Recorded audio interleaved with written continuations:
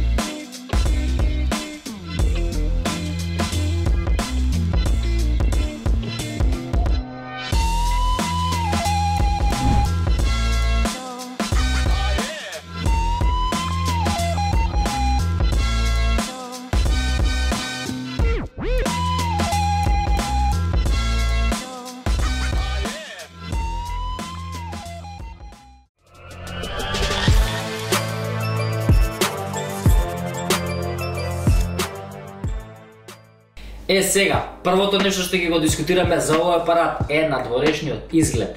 Значи, прво да напоменам дека овој апарат е произведен во 2018 година, што мислам дека Canon направиле премногу добра работа уште тогаш со овој mirrorless апарат. Како и да е, да се префрлиме на изгледот, овој апарат, како што може да приметиме, е направен од пластика, али премногу добра пластика, но овој дел е како гумиран, што му дава премногу добра грип на апаратот, да не дозволува лизгање или такви работи додека снимате влогате или остало. Кој што може да видиме, го ја освртиме на левата страна, има едно капаче кој што го ќе го отвориме. Тука стои джекчето за да приклучите микрофон.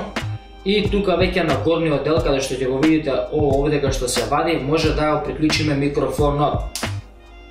Сега, одма до него има еден блиц, кој ќе го отвориме, тука се гледа.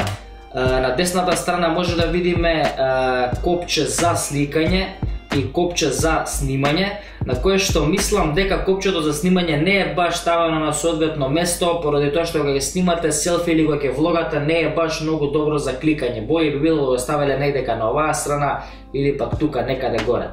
Сега тука може да го забележиме ова крупче на кое што се врти и на кое што може да менјаме опции и нели ми дозволува повеќе функции за камерата, дали сакате да снимате, да сликате, да местите автоматски, али како и да е, за ова ќе збориме малку подоцна. Копче за палење и за гасење на апаратот и од десната страна веќе кога се свртиме имам исто така едно капаче на кое што кога ќе го отвориме имаме приклучок за микро USB, за кој што ќе кажам подоцна за што служи, и HDMI кабелче.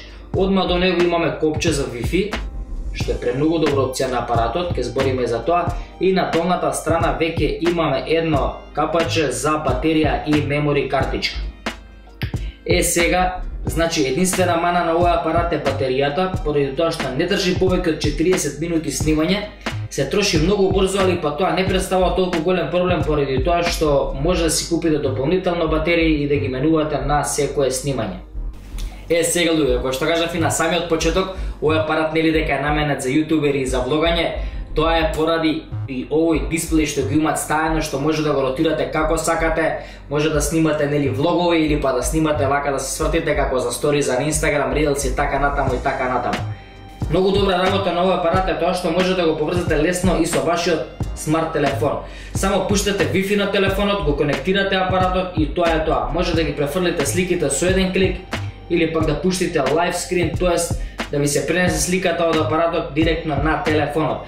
Друга причина зашто M5-ската е добра камера е тоа што може да ја користите за стримање или како веб камера. Canon извади нов софтвер кој овозможува Windows и Mac корисници да поврзат камерата со компјутер без додатни стрим картички кои самите чинат мислам дека околу 200 евра. Значи све што ви треба е еден микро USB кабел, софтверот да го симнете од Canon на PC и спремни сте да имате профи снимка за вашиот стрим наместо да користите обична веб камера.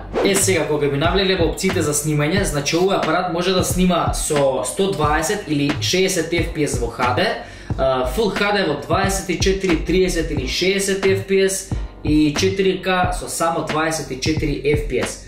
Едно од најдобрите работи што Canon е направил за овој пониско буџетен апарат е Dual Pixel автофокусот кој работи безпрекорно само на HD и Full HD резолуцијата.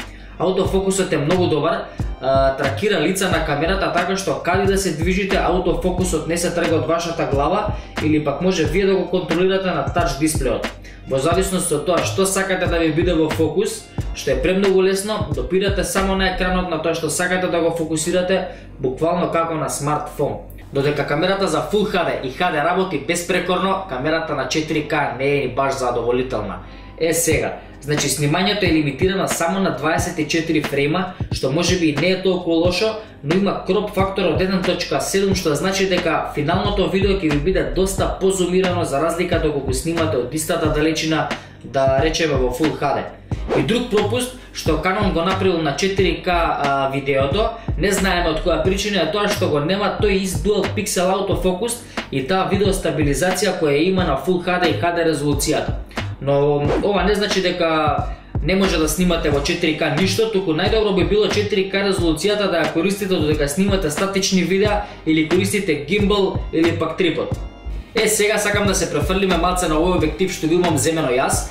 Значи овој објектив е 22 мм и отвор на блендов 2.0, што во кратки црти значи дека овој објектив снима пошироки агли и дава добра длабина на сликата, или во превод позадината што ќе ви изгледа доста позаматена или субјектот, или во случајот тоа сум јас, ќе ви бидам повеќе во фокус. Како и да е, мислам дека тоа беше тоа од оваа рецензија за Canon. Мислам дека ви ги кажав најбитните информации што треба да ги знаете. Моје искрено мислење за него е да, вреди да се купи овој апарат, да го сакате да влогате, да правите добри YouTube видеа или пак да стримате со него, да го користите како веб камера, вреди да се купи, луѓе, земете го и иш да не се секирате. Значи, ако ви се допадна ово видео, оставете лайк, кликнете доле на subscribe, а ние се гледаме во некој наредно видео, нареден туторијал или па на лайв стрим. Поздрав и чао, чао!